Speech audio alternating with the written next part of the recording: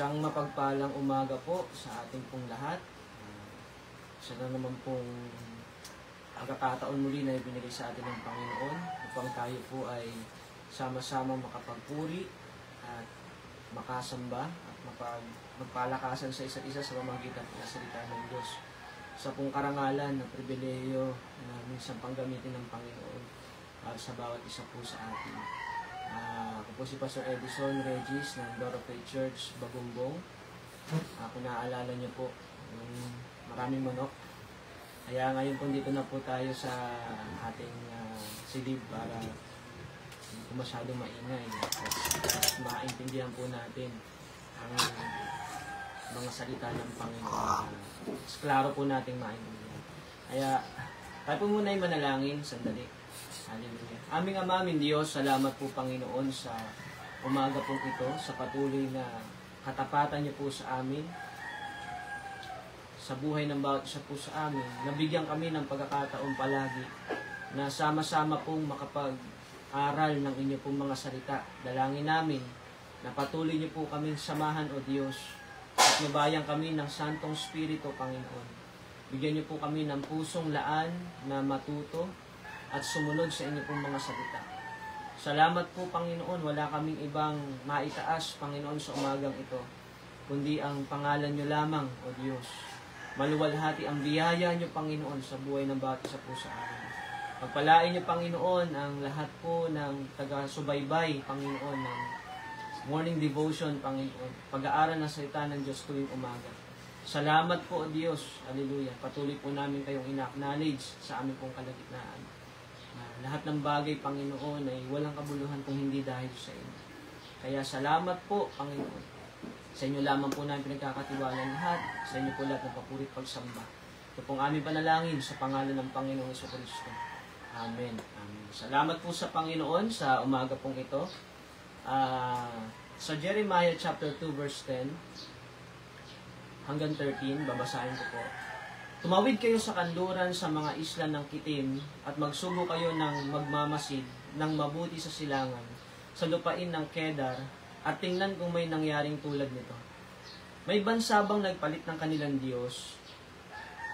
Pero ako, ang dakilang Diyos, ay ipinagpalit ng aking mga mamamayan sa mga Diyos na walang kabuluhan.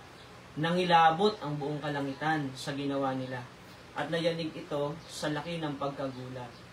Ako ang Panginoon ang nagsasabi nito. Gumawa ang mamamayan ko ng dalawang kasalanan. Tinakwil nila ako, ang bukal na nagbibigay buhay, at sumamba sila sa ibang mga Diyos na para bang naghukay sila ng lalagyan ng tubig na natutuyo. Purihin ang Panginoon.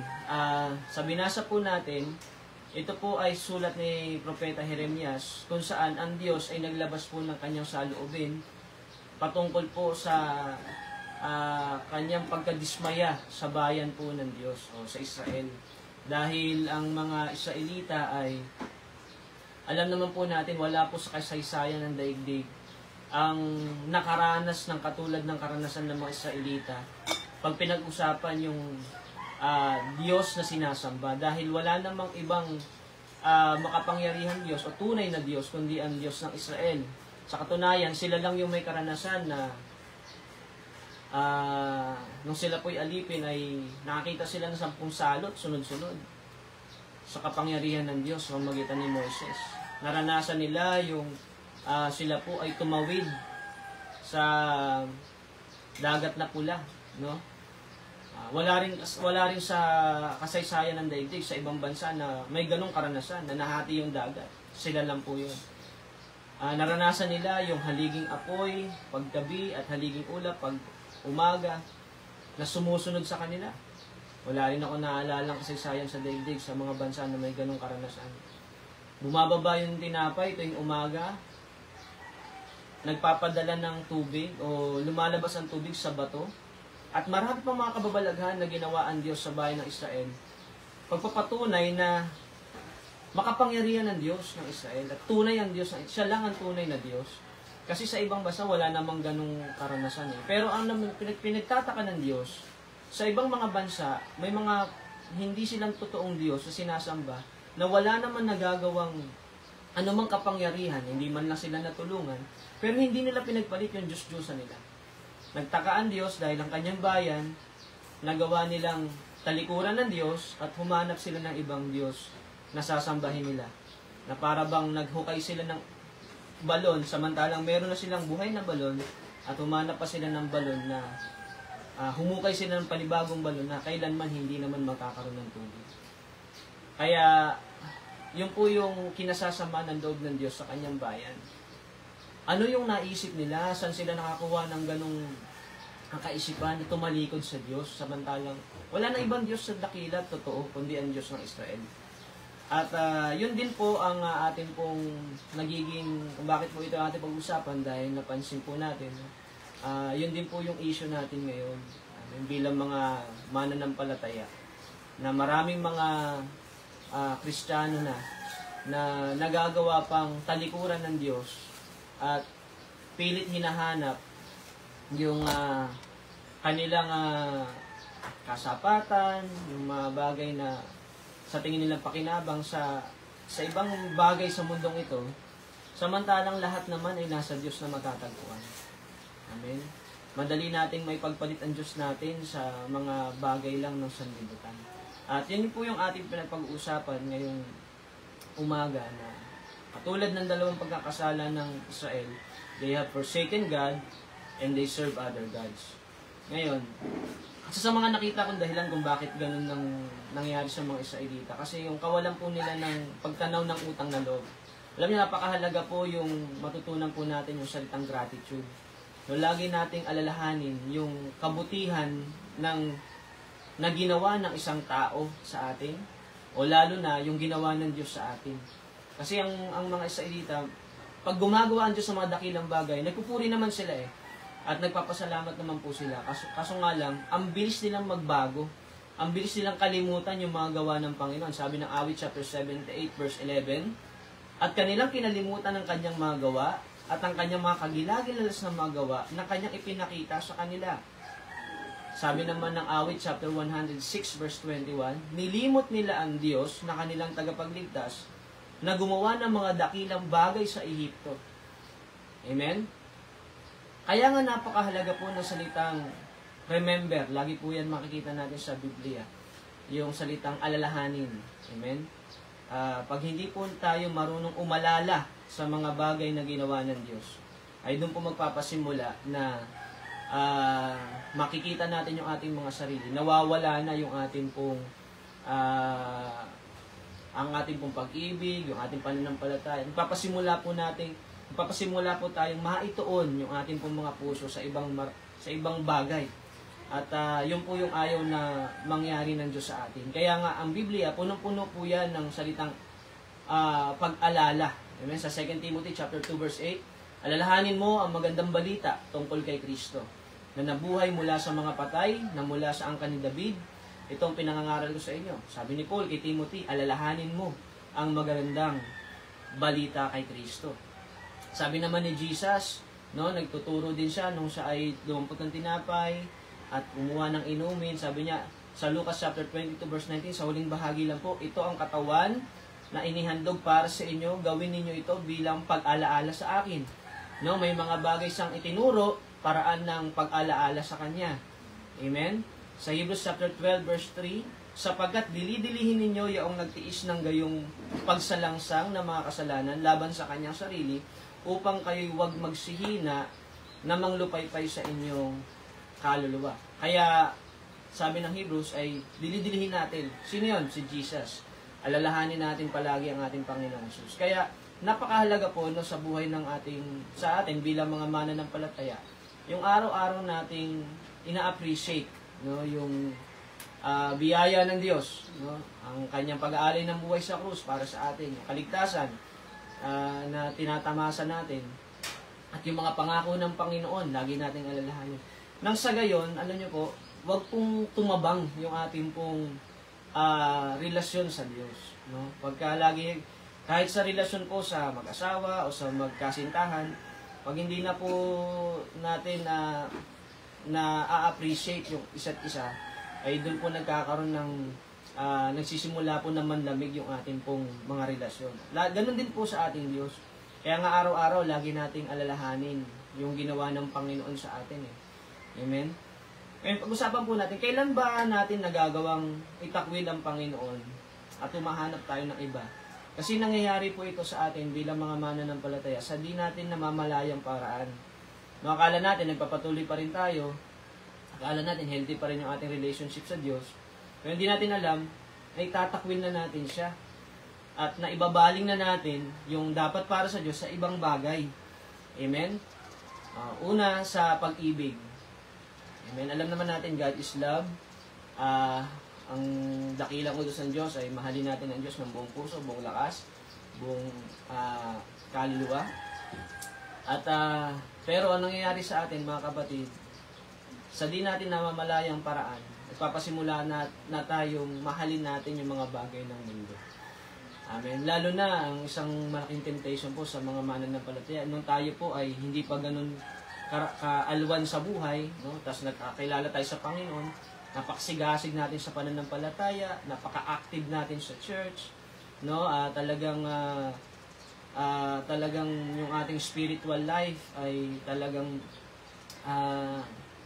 aktibo. Amen? Pero nung dumating yung mga pagpapala, may mga ilan sa atin, naging maayos yung buhay, no? Na nabiyayaan, na pinagpala ng Panginoon. Nakakalungkot, doon nagpapasimula na malimutan natin, no? Yung ating unang pag-ibig. No? Natutokso tayo na ibaling yung ating pag-ibig sa mga bagay na tinatamasa na natin. Nalimutan na natin yung nagbigay sa atin. At mas minahal natin yung mga bagay na ibinigay sa atin ng Diyos. Kaya nga sabi po na salita ng Panginoon sa 1 John chapter 2 verse 15, huwag ninyong ibigin ng mundo ang mga makamundong bagay. Ang umiibig sa mga ito ay hindi umiibig sa Ama.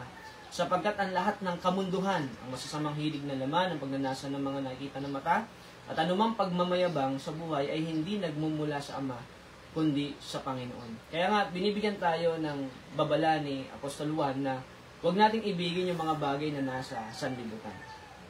No, kasi ba't nga naman natin iibigin yung mga bagay sa sanlibutan na wala namang kakayanang umibig sa iyo pabalik.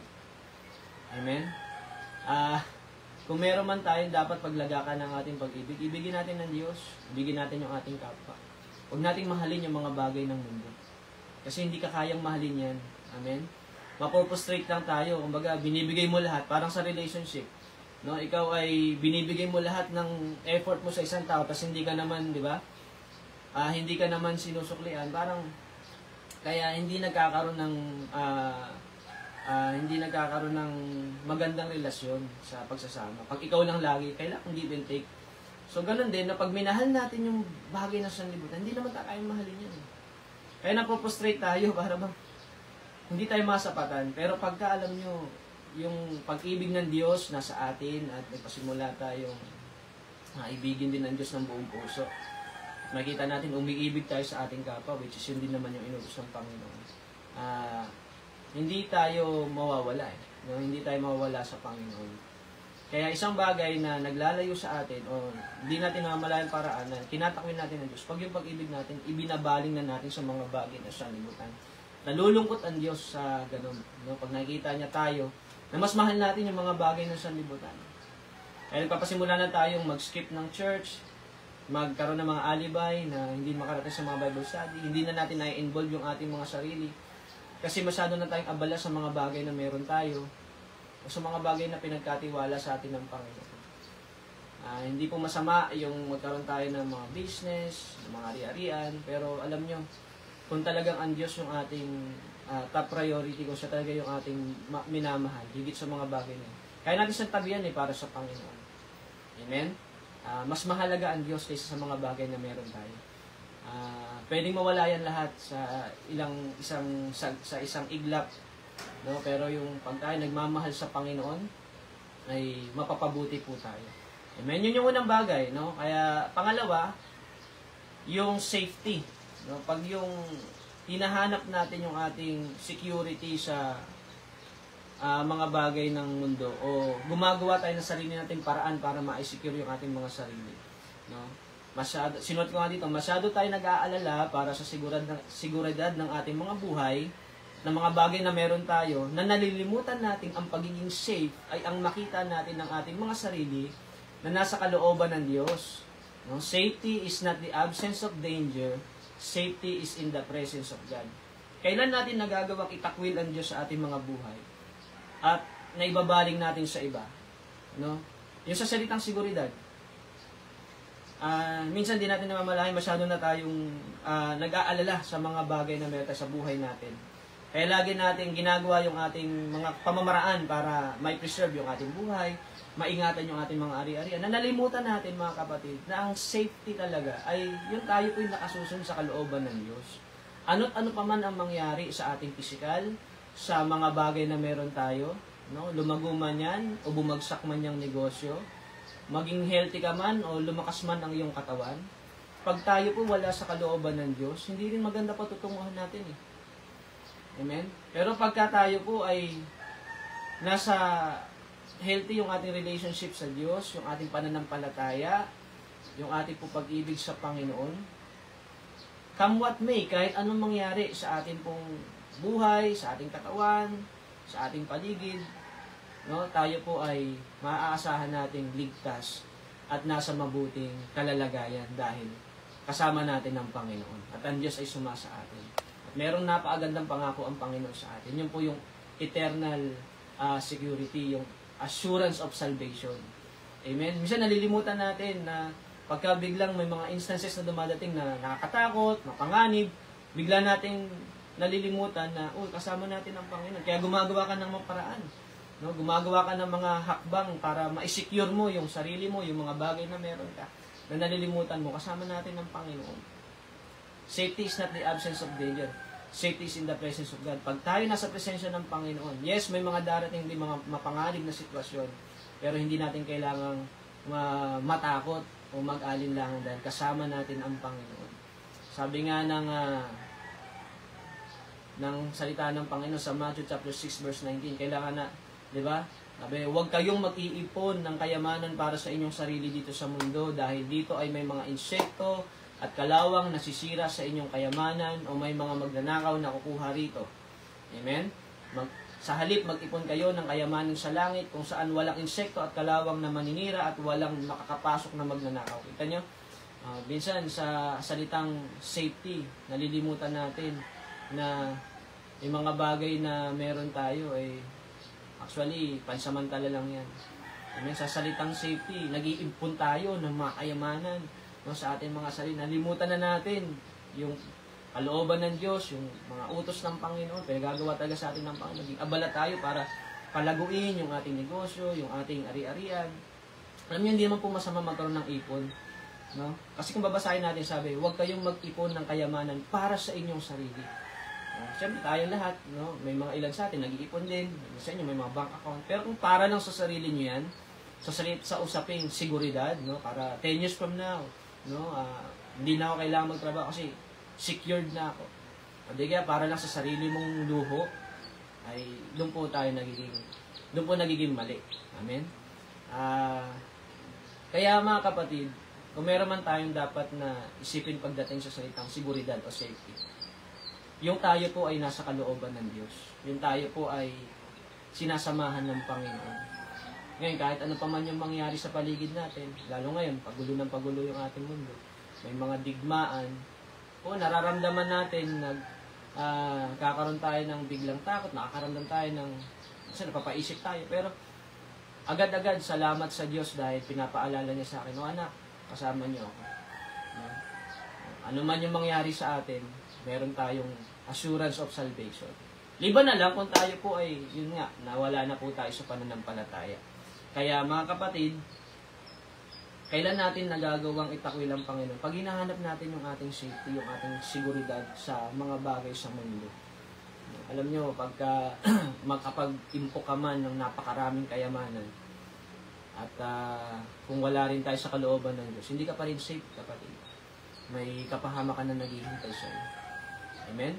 Ngayon, biglang nalagay man sa iyong ang buhay mo sa panganib, sa alanganing sitwasyon, pero dahil ikaw ay sumasampalataya sa Diyos, ay safe ka. Amen? Dahil meron kang kasiguruhan ng kaligtasan sa Panginoon. Amen? Pangatlo, na guidance. No? Yung tayo po ay hinahanap natin yung guidance sa mundo. Tinatakwil natin ang Diyos sa paraan na hindi natin hinihingi yung guidance niya eh. Na magaling tayong humanap ng payo sa mga tao. Lalo ngayon, meron na pong mga tinatawag na social media influencers. Amen, mga vloggers. No, pagka meron tayong gustong malaman, kiklik mo lang si ganito. Kiklik mo lang si ganito. No? Tapos pagdating sa buhay, no, lalo ngayon may mga life coach na tinatawag, doon tayo pumupunta, pero nalimutan natin ang Diyos, napakaganda ng kanyang payo. Amen. Wala na pong mas gaganda pang payo kundi ang salita po ng Panginoon. Alam niyo po, nandyan na po lahat patungkol sa pag-aasawa, patungkol sa pananalapi, patungkol sa pananampalataya, patungkol sa science, nandyan din, no? Patungkol sa pag-alaga sa katawan, no? Health, andyan lahat eh. Nasa Biblia na eh. May mga payo ang Biblia. Kaya, kung tutusin, ay bagamat may mga mabubuting bagay naman na may papayo ang mga nasa sanlibutan, kaso generic po yun. Iba pa rin talaga yung branded, yung yung talagang genuine, yung salita po ng Diyos. Sabi nga kaya mag-ingat tayo, no? Kung tayo po ay masyado tayong naghahanap ng guidance galing po sa mundo. Sabi nga ng Awit chapter 1 verse 1, mapalad ang tao na hindi lumalakad sa payo na masama. Alam niyo, kapag ka ang isang tao ay humingi ng payo sa mundo, bagamat may mga bagay silang masasabing parang tama, pero kung sila naman ay hiwalay sa Diyos at sila po ay namumuhay sa masamang pamumuhay, delikado po kayo dyan. Amen? Kaya sabi nga, mapalad ang tao na hindi lumalakad sa payo ng masama, ni tumatayo man sa daan ng mga makasalanan, ni naupo man sa upuan ng mga manlilibak. Kita niyo po yung pattern, ano? Mapalad ng taong hindi lumalakad sa payo ng masama. Kaya kung meron man tayong hingan ng payo, wag po sa mga taong walang pananampalataya sa Diyos. Hingin po natin yung payo ng Diyos, pamamagitan ng kanyang mga salita, pamamagitan ng mga lingkod ng Diyos, sa pamamagitan ng mga kapatid, no, na sa Panginoon. Pero wag kang hingi ng payo sa mga taong walang takot sa Diyos. Kasi kahit maganda yung sasabihin nila, namamalayan mo, una, lumalakad ka, humingi ka ng payo. Mamaya, tumatayo ka ng kasama nila sa daan ng makasalanan. Mamaya, nauupo ka na sa upuan ng mga manlilibak. O, no? Dahil sa gusto mo lang naman makahingi ng advice. Mamamalayan mo, kasama mo sila, ginagawa mo na rin yung kanilang mga bagay na ginagawa na hindi ka lugod-lugod sa harapan ng nagsimula lang sa payo. Yung mga ilan sa atin, mga broken-hearted, no? Pupunta tayo sa kaibigan natin, hindi man hingi ka ng advice. Mamaya, kasama ka na niya. Sige, sama ka sa akin, ganito ganyan. Ganito gawin natin. Libangin mo yung sarili mo. Hanggang sa mamalayan mo, malayo ka na sa Diyos. Bakit? Hiningi mo yung payo ng sanlibutan eh. Samantalang ang salita ng Diyos, punong-puno ng mga payong makapagpapabuti sa atin. Makapagdadala sa atin sa tamang direksyon. Amen? Sabi nga ng Awit 32 verse 8, sinabi ng Panginoon, ituturo ko sa iyo ang daan na dapat mong lakaran, papayuhan kita habang binabantayan. Ang Panginoon, hindi lang siya basta po magpapayo sa atin. May kasama pang pagbabantay, pag-iingat ng Panginoon. Huwag kang tumulad sa kabayo o mula na walang pang unawa, na kailangan pang rendahan upang mapasunod. Sabi naman ng Juan chapter 16 verse 13, pero pagdating ng banal na Espiritu na siyang tagapagturo ng katotohanan, tutulungan niya kayo para maintindihan ninyo ang lahat ng katotohanan. At ang ituturo niya ay hindi galing sa kanya, sasabihin niya kung ano lang ang narinig niya, at ipapahayag din niya sa inyo ang tungkol sa mga bagay na darating. Alam niyo, pagka tayo po ay may mga katanungan, may mga bagay tayong gustong maintindihan, alam niyo po, napakasagana ng payo o pagtuturo po ng banal na Espiritu. Amen? Kaya pag tayo po ay merong ugnayan sa Holy Spirit, tapos meron po tayong panahong nagtatalaga tayo ng panahon sa pag-aaral ng salita ng Diyos, doon po tayo tuturuan ng Panginoon eh. Maintindihan po natin yung mga bagay na kalooban ng Diyos. Kahit yung mga malalalim na bagay, sabi po ni Apostol Pablo, yung mga bagay ng Diyos, ipapaunawa sa atin ng Panginoon. Actually, sabi nga ni Apostol Juan, hindi na natin kailangan ng tagapagturo. Amen? Pag tayo po ay sinasamahan ng Espiritu ng Diyos. Ibig sabihin ba, hindi na natin kailangan ng fellowship, ng church, gathering? Hindi po. Kailangan po ng fellowship, utos po yan. Pero kung nalalagay ka sa isang sitwasyon na ikaw lang mag-isa at naghahanap ka ng guidance o ng payo, salita po ng Diyos. Gabay ng banal na spirito, napaka-effective po niyan. Kaya hindi po tayo niyan ililigaw, hindi po tayo niyan ipapahamak. Kaya salamat po sa Panginoon. Kailan natin nagagawang itakwil ng Diyos pagdating po sa salitang pagtatagumpay? Amen? We often forget to trust God for success. Or if we do trust Him, we forget to honor Him after we became victorious. Alam nyo, sa masakit na paraan, nasasaktan natin ng Diyos pag yung pagtatagumpay, inaasa natin sa ating mga sarili. Amen? Inaasa natin sa ating mga pamamaraan. O di kaya, umaasa tayo sa Diyos, pero pagka naging successful, hindi natin siya nag-glorify, hindi natin na ibabalik yung papuri sa Kanya. No?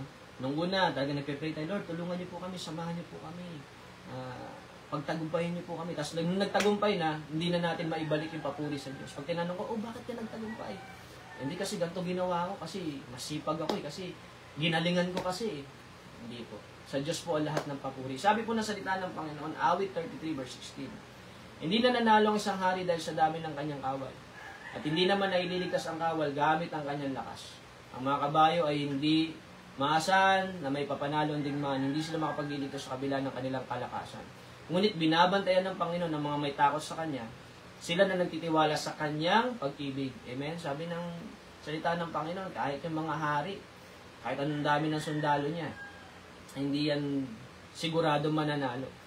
Gustong sabihin nandito ng salita ng Panginoon, kung sabi nga ng 127 verse 1, kung wala ang tulong ng Panginoon, no, sa pagtatayo ng bahay, walang kabuluhan yung pagtatayo nito. Ibig sabihin, hindi dahil sa meron tayong mga potensyal, mga resources, meron tayong talino, meron tayong mga contacts, ibig sabihin, yung anumang bagay na gagawin natin ay automatically magtatagumpay na. Alam nyo, kung hindi po tayo tutulungan ng Diyos, ay hindi po tayo magtatagumpay.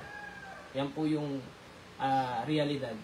Napakahalaga po na lagi nating hingin yung tulong ng Panginoon. Lagi natin siya ini-involve. Ano man yung ating hahakbangan, lagi nating pagkakatiwala sa Panginoon. Lagi nating hingin yung gabay o pagsama ng Panginoon. At kung magtatagumpay man tayo, lagi nating ibabalik ang lahat ng papuri sa Kanya. Amen? Pastor, ako, hindi naman ako humingi ng gabay sa Panginoon. Pero nagtagumpay naman yung hinakbangan kong business. Nagtagumpay naman yung isang relationship na pinasok ko. Sa tingin mo lang yun. Pero, at the end of the day, makikita mo, pag wala ang Panginoon, failure pa rin ang kauwian yan. Kaya, iba yung tagumpay na galing sa Panginoon, mga kapatid. No, hindi tayo ipapahamak. Kundi papunta ito sa kalwalatian ng Diyos, sa kaligtasan. Kaya, kung meron man tayong asahan pagdating sa salitang pagtatagumpay, umasa tayo sa Panginoon, sa tulong po ng Panginoon. At yung panghuli, yung salita pong satisfaction, at dito na po tayo magtatapos. Napilit nating hinahanap yung satisfaction sa mundo. Samantalang, nasa Panginoon ang lahat. Sabi nga, di ba, in thy presence there is fullness of joy, in thy right hand there is pleasure forevermore. Amen? No? Isa sa mga malaking kasinungalingan ng sanlibutan na nasain natin ang lahat ng mga bagay na meron siya para ma-fulfill yung ating pong satisfaction. Hindi po. Marami naman po nang nakikita natin sa mundo na sagana naman sa lahat ng bagay. Pero bakit? Nagkakaroon pa ng suicidal, no? Nagkakaroon pa ng mga suicide pa. Mayaman naman, sagana naman sa lahat ng bagay. Ibig sabihin, hindi siya satisfied sa buhay. No? Akala niya makapagsasatisfy sa kanya yung mga bagay ng mundong ito. So nadaya siya ni Satanas. No? Nagkukumahog siya para makuha lahat ng bagay, pero hindi siya natulungan nito para maibsan yung longing sa loob niya na ang totoo, Diyos lang ang makapagpupuno. Mga kapatid, no? Totoo naman yan. Kaya nga may salitang upgrade eh. Diba? Naalala nyo. Minsan naisip natin, magkaroon lang ako ng isang bagay na to. Satisfied na ako. Pero pagka nakuha mo na, gusto mo na naman mag-upgrade. Ano na lang, dati iPhone 11 ka, gusto mo na. 12, 13, 14, hanggang maging 16. No? Hindi ka masasatisfy talaga ng mga bagay ng mundo. Alam niyo, makapagsasatisfy lang sa atin ang Diyos. Pag nagkaroon tayo ng totoong relasyon sa Diyos at healthy yung ating relasyon sa Kanya, papasok po yung contentment papasok po yung kakontentuhan natin sa buhay. Amen? Kasi ang tao, hindi kailangan yan matatapos yung paghahangad niyan. Sabi ng Kawikaan, chapter 27 verse 20, ang kapahamakan at ang kamatayan ay walang kasiyahan, gayon din ang hangarin ng tao. Kung papaanong ang kamatayan ay hindi nasisiyahan. Diba? Araw-araw may namamatay, bawat segundo may namamatay. Sa ospital, pag tumingin ka doon, araw-araw may namamatay. Parang hindi siya tumitigil. Ganon din yung hangarin ng tao. Hindi yan titigil. Libang makilala natin ng totoo ang Panginoon. Doon papasok yung kakontentuhan. Kaya nga sabi ng 2 Corinthians 12:9, my grace is sufficient for you. Sabi ng Colossians chapter 2 verse 10, in Him we are complete. Sabi ng 1 Timothy chapter 6 verse 6, godliness with contentment is great gain. Lahat po yan sa pananampalataya kay Kristo, sa totoong pakikipag-ugnayan sa Diyos na makapangyarihan sa lahat, ng bukal ng buhay. Pag tayo po ay nasa Kanyang totoo, naandun ang satisfaction. So ano pang dahilan para tayo po ay tumalikod sa Kanya? At pilit nating hanapin yung pag-ibig sa sanlibutan, pilit nating hanapin yung pagtatagumpay sa sanlibutan, yung eternal, yung security sa sanlibutan, yung safety sa sanlibutan, yung satisfaction sa sanlibutan. Lahat yan nasa Diyos. In Him we are complete, sabi ng Colossians chapter 2 verse 10. Pag sinabing complete, wala na pong kulang. Ang problema na sa atin, nadadaya tayo ni Satanas, ang dahil pang kulang sa'yo, wala ka pang sasakyan, wala ka pa, yung anak mo hindi pa nakapagtapos. Kung tutusin, alam nyo, lahat ng bagay na yan, pag dumating ang Panginoon, tapos lahat yan. Wala naman tagang kabuluhan yan. Now, hindi ko sinasabi huwag kayo magtrabaho, huwag kayo mag-aral, gawin lang natin yan. Dahil yan talaga ang kailangan din natin sa mundong ito. Pero, yung isip natin, yung ating satisfaction, yung ating tagumpay, yung ating safety, yung ating pag-ibig, ay nasa Panginoon. Amen? Kaya salamat po sa Diyos. So, doon na lamang po tayo magtatapos ngayong umaga. Salamat po. At nawa po ay napagpala po ang bawat isa ng salita ng Panginoon. Mga kapatid, huwag natin itakwil ang Diyos at pilit natin hanapin sa mundo yung mga bagay na nabanggit natin kanina. Ang pag-ibig, ang Diyos ay pag-ibig, mga kapatid. Safety, meron tayong eternal security, assurance of salvation. Pagtatagumpay, nasa Diyos ang pagtatagumpay. Hiwalay sa Panginoon, walang pagtatagumpay. Amen? Satisfaction, ako po, mga kapatid, nasa Diyos ang satisfaction. Alam niyo po yan, yung mga kasama po natin yan, mga pastor na yan, mga kapatid sa Panginoon. Alam niyo yan, nakilala natin ang Panginoon. Naranasan natin yung satisfaction. Kaya godliness with contentment is great gain. Salamat po at pagpalain po tayong lahat ng Panginoon. Ako po'y mananalangin para sa bawat isa. Ama, maraming po salamat sa umagang ito. Patuloy po kami nagpupuri. Papasalamat sa iyong dakilang katapatan. Pagpalain niyo po ang maghapong ito. Salamat po sa pagkakataon. Binigay niyo sa amin na kami nagsama-sama sa pag-aaral ng iyong mga salita. Pagpalain niyo ang mga lingkod ng Diyos na ginagamit niyo sa programang ito. Pagpalain niyo po ang bawat Dorope Churches mula District 1 hanggang District 9. Pagpalain niyo po ang aming General Superintendent Pastor Joseph Masaredo, mga District Supervisors. Salamat po sa inyo po mga buhay. Pagpalain niyo maghapong ito, ingatan niyo po kami. Lord, tulungan niyo po kami na lagi po namin maibaling sa inyo ang lahat. Huwag po kaming humanap ng iba. Huwag po namin subukan yung aming mga kakayanan. At lagi lamang po kami magtiwala sa inyo. Salamat po sa inyo po lahat ng papuri. Sa inyo po lahat ng parangal, pagsambat, pagdakila. Ito pong aming panalangin sa pangalan ng Panginoong Jesucristo. Amen. Amen. Salamat po. God bless po sa inyong lahat. Palain po tayo ng